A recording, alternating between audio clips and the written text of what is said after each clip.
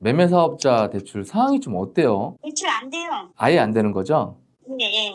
전산 막혔어요. 8월 달에. 그분들은 허가일이 기준이어서 그분들은 어떻게 할 수 있을 것 같은데 9월에 받으신 분들은 일체 다 안 돼요. 9월 달에 낙찰 받으신 분들 네. 문제가 되겠네요. 네네. 서울 수도권의 매매사업자 대출은 일단은 다 지금 스톱. 네, 올 수도 정리되면 싹 다 올려드릴 거거든요. 이번 97 부동산 대책이 발표가 되고 이제 경매도 못할 것 같다라고 생각하시는 분들이 많을 것 같아요. 크게 두 가지로 생각해 볼 수 있는데 서울 수도권 공급을 LH가 하겠다는 것과 627 대출 규제에 이어서 또 다른 대출 규제에 대한 내용을 담았는데 그게 바로 매매사업자, 임대사업자에 대한 사업자 대출을 제한하는 내용이죠. 현재 지금 상황이 어떤지 저희 경락자금대출 팀장님하고 통화를 한 내용을 먼저 공유를 드릴게요. 바쁘시죠? 정신이 없어요. 매매사업자 대출 상황이 좀 어때요? 대출 안 돼요. 아예 안 되는 거죠?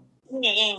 전산 막혔어요. 8월 달에. 그분들은 허가일이 기준이어서 그분들은 어떻게 할 수 있을 것 같은데 9월에 받으신 분들은 일체 다 안 돼요. 9월 달에 낙찰 받으신 분들 네. 문제가 되겠네요. 네네. 서울 수도권의 매매사업자 대출은 일단은 다 지금 스톱. 네, 올 수도 정리되면 싹 다 올려드릴 거거든요. 매매사업자 대출 제한에 대한 내용은 서울 수도권하고 규제지역 내 주택담보 사업자 대출은 아예 안 해준다는 얘기거든요. 지금 가장 혼란스러운 분들은 최근에 서울 수도권의 아파트나 빌라를 낙찰받고 매매사업자로 자서 준비 중이었던 분들이 아닐까 싶어요. 사실 8월 말 9월 초에 부동산 대책이 나온다는 얘기는 다 알고 있었잖아요. 그래서 저도 저희 멤버분들한테는 대금 납부를 최대한 빨리 하라고 얘기를 했거든요. 이번에 발표된 부동산 대책은 공급 대책도 있지만 이렇게 수요를 억제하는 대출 제한에 대한 내용도 담겼는데 매매 사업자 대출 제한이라는 규제로 인해서 이제 서울 수도권에 경매 단타 투자하시는 분들은 어떻게 해야 되나 고민을 할 거라 생각을 해요. 앞으로 어떤 규제나 완화 정책이 나올지 알 수는 없지만 이제 매매 사업자로 단기 투자하시는 분들은 결정을 해야 되겠죠. 계속 하느냐, 그만두느냐. 경매 끝났다고 생각하시는 분들은 더 이상 고민할 필요는 없어요. 안 하시면 돼요. 재테크나 투자가 경매만 있는 게 아니니까요. 그런데 그럼에도 불구하고 계속 경매를 할 거라는 분들은 이제 투자 방향을 잘 정하셔야 돼요. 서울 수도권은 매매사업자 대출이 맡겼지만 지방은 기존과 같이 매매사업자 대출로 가능하기 때문에 이제 지방 아파트에 많은 분들이 입찰을 하실 거예요. 그래서 이 시점에 경매 투자는 어떻게 해야 할지 생각을 해보고 나한테 맞는 방법을 찾아야겠죠. 어차피 부동산 투자는 평생 할 거라는 생각으로 경매 투자 계속 할 거라면요. 위기는 기회다 이런 식상한 말 하고 싶진 않은데 또 사실 틀린 말은 아니거든요. 그러면 이번 대출 규제 상황에서 우리가 할 수 있는 방법은 뭐가 있을까요? 먼저 서울 수도권 투자를 할 수 있는 분들은 무조건 하셔야 돼요. 서울 수도권에 매매사업자 대출이 막혔기 때문에 개인 대출이 가능하다면 안 할 이유가 없어요. 매매사업자 대출이 막혔기 때문에 기존의 서울 수도권 물건으로 단타 하시는 분들은 입찰을 할 수 없겠죠. 그러면 낙찰률도 내려갈 거고 입찰자 수도 줄어들 거예요. 이제 발표가 났는데 한두 달 뒤에 다시 완화 정책이 나올 가능성은 낮기 때문에 이대로 어느 정도 간다면 서울 수도권은 더욱더 들어가기가 힘들어질 수밖에 없겠죠. 왜냐하면 지금은 실수요자분들이 매수하는 경우가 대부분이기 때문에 싸게 내놓을 가능성이 적고 공급도 부족하기 때문이죠. 이제 막 던지는 다주택자분들은 최근 몇 년 동안 다 없어졌어요. 그래서 개인 대출도 가능하면서 입지 좋은 곳에 실거주를 생각한다면 경매로 충분히 저렴하게 살 수 있는 기회가 될 거라 생각을 해요. 무주택자분들은 정말 좋은 기회가 되겠죠.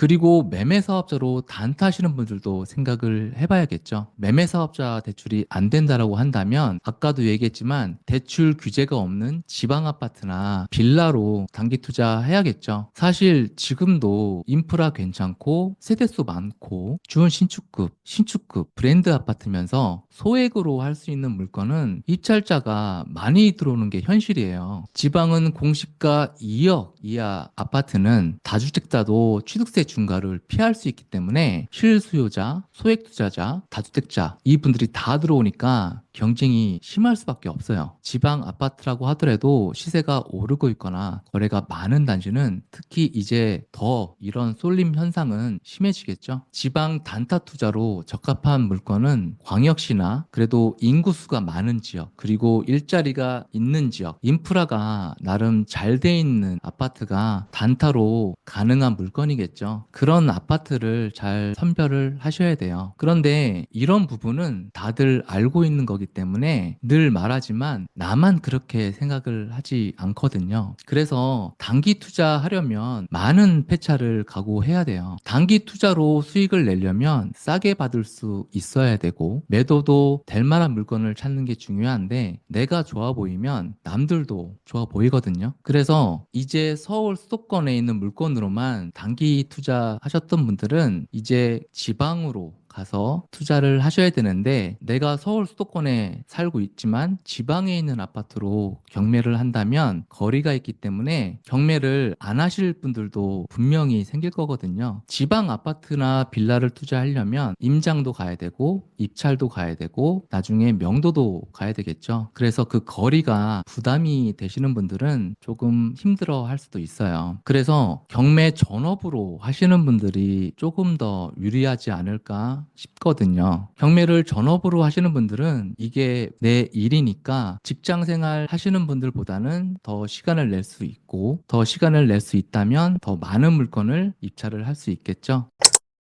이제 경매 투자가 점점 혼자 하는 게 어려워지고 있다라고 생각을 해요. 왜냐하면 나하고 다른 관점으로 물건을 보고 수익을 내는 사람들도 봐야 간접 경험이라도 하고 동기부여도 되거든요. 누구는 빨리 팔리는 물건을 보는 사람이 있고 누구는 수익을 극대화할 수 있는 물건을 보는 사람이 있고 다양한 생각과 사례를 접해야 내 투자 방향이 조금씩이라도 확장할 수 있거든요. 서울 수도권 물건으로만 단기 투자하시는 분들은 이제 어렵게 된 현실에서 지방으로 할 건지 당분간 서울 수도권 물건으로 단기 투자가 아닌 비주거용으로 할 건지 고민하고 결정을 해야 돼요. 비주거용 대표적인 게 오피스텔과 상가겠죠. 그래서 서울 수도권에 있는 오피스텔, 상가 관심이 지금보다는 더 높아질 것 같은데 경매로 상가 투자하는 게 더 좋은 시기가 될 거라 생각을 해요. 특히 서울에 있는 상가는요. 그리고 오피스텔로 단기 투자해야지 라고 생각하시는 분들도 분명히 있을 것 같아요. 저희 멤버들도 그런 문의를 했는데 그게 안 되는 건 아니겠죠. 그런데 저는 이렇게 생각을 해요. 오피스텔 투자 경험이 있거나 평소에 오피스텔에 대해서 부정적인 생각이 없는 분들은 충분히 가능할 거라 생각을 해요. 그런데 매매 사업자 대출이 바뀌었다고 어쩔 수 없이 오피스텔로 단기 투자하겠다. 이거는 저는 위험하다고 생각을 하거든요. 차라리 오피스텔에 관심이 있다 한다면 단기 투자보다는 수익형 투자가 더 좋지 않을까 생각을 합니다. 몇 년 전에 주택에 대한 규제가 엄청 났었잖아요. 그때 사람들이 주택에 대한 규제가 많다 보니까 생활 숙박시설에도 투자를 많이 했어요. 지금 그 생활형 숙박시설을 가지고 계신 분들이 굉장히 많이 고생을 하고 있거든요. 제 주변에서도 그런 분들이 있는데 매매 사업자 대출이 막혔다고 오피스텔로 단타를 해야지라는 생각은 추천드리지는 않습니다. 안전하게 하는 게 가장 중요하잖아요. 단타로 수익을 내려면 지금은 어쩔 수 없어요. 지방에 있는 아파트나 빌라로 투자를 하시고 서울 수도권에 투자를 해야 되겠다. 그러신 분들은 수익형으로 투자를 하시는 게 어떨까 싶어요. 지방 아파트 투자를 한다라고 했을 때는 무턱대고 하는 게 아니라 물건을 잘 선별해야 되겠죠. 무조건 싸다고 낙찰을 받으면 안 되고 팔릴 만한 물건으로 잘 선정해서 입찰을 해야 돼요. 기존에도 여러 규제들이 있기 때문에 경매 투자하는데 여러 가지 제약 조건이 있었잖아요. 대출이나 취득세 중과 때문에 다특자분들은 경매 투자를 할 때 공시가 1억 이하, 지방은 공시가 2억 이하 물건으로 했는데 이번에 서울 수도권에 매매 사업자 대출이라는 규제가 생기면서 하나의 허들이 더 생긴 거죠. 그래서 앞서 얘기했지만 가계 대출이 나오는 무주택자분들은 훨씬 더 좋은 상황일 수밖에 없는 거죠. 물론 매매 사업자 대출이 필요 없으신 분들은 기존대로 하시면 돼요.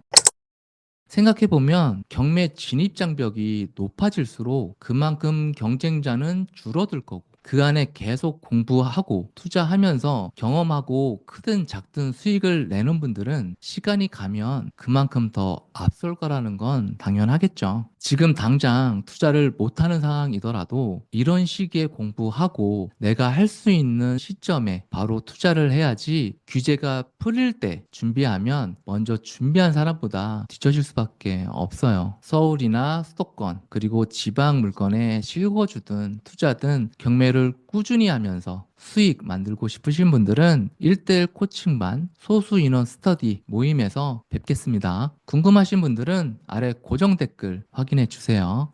그리고 매매 사업자 대출에 대한 부분은 계속 체크하고 있으니까 다른 내용이 업데이트가 되면 영상으로 공유하겠습니다. 그러니까 구독 눌러주시면 바로 할 수 있겠죠? 자, 정리를 해볼게요. 이번에 9월 7일 날 발표된 부동산 대책에서 경매를 하시는 분들이 가장 크게 와닿던 내용은 매매 사업자 대출 제한인데요. 이 매매 사업자 대출 제한으로 인해서 가계 대출이 나오는 무주택자분들은 서울 수도권에 경매로 싸게 살 수 있는 기회니까 이 기회를 놓치지 않았으면 좋겠습니다. 그리고 두 번째는 기존에 단기 투자 하시는 분들은 이제 결정을 하셔야 돼요. 서울 수도권에 오피스텔이나 상가로 투자를 할지 아니면 기존대로 내가 단기 투자하겠다 싶으신 분들은 지방 아파트나 빌라로 투자하셔야겠죠. 그런데 지방 아파트 투자할 때 싸다고 무조건 낙찰을 받으면 안 됩니다. 많은 분들이 이 내용은 알고 계실 거예요. 이제 단기 투자하려면 지방으로 가야 되겠다. 그러면 사람들이 많이 몰릴 거고 그러면 경쟁자도 많아질 거예요. 하지만 내가 경매로 투자를 하려면 사람들이 많이 몰리지 않고 싸게 받을 수 있는 그런 물건을 뽑는 게 중요한 거니까 이 영상 보시는 분들은 그런 물건을 잘 선별하셔서 좋은 수익 내셨으면 좋겠어요. 낙찰을 받는 게 끝이 아니라 결국에는 팔고 수익이 나야 그게 성공적인 투자인 거죠. 세 번째로는 서울 수도권에 투자를 계속 해야 되겠다 싶으신 분들은 이제 단기 투자보다는 수익형으로 한번 고민해 보시는 게 어떨까 싶습니다. 매매 사업자 대출이 막혔다고 무턱대고 기존에 보지도 않던 생각도 안 했던 오피스텔을 덜컥 낙찰받고 팔리겠지 그렇게 투자를 안 하셨으면 좋겠어요. 단 오피스텔 투자의 경험이 있으시고 오피스텔에 대한 부정적인 생각이 없으신 분들은 잘 해내실 거니까 그런 분들은 해도 되겠죠. 하지만 남들이 한다니까 단타를 할 게 오피스텔밖에 안 보이니까 무턱대고 안 하셨으면 좋겠어요. 사는 게 끝이 아니라 팔아야 끝입니다. 지금까지 계속 경매 투자하시는 분들은 규제가 많았을 때도 규제가 없었을 때도 그 방법을 찾고 꾸준하게 하셨던 분들이거든요. 내가 경매를 배웠는데 이런 규제 때문에 이제 경매를 안 한다 하면 너무 아깝잖아요. 경매 포기하지 않고 꾸준하게 결과 만드시는 분들 정말 응원합니다. 영상 보시는 분들 그리고 저희 구독자분들은 그때 할 걸 매번 이런 후회가 없었으면 좋겠습니다.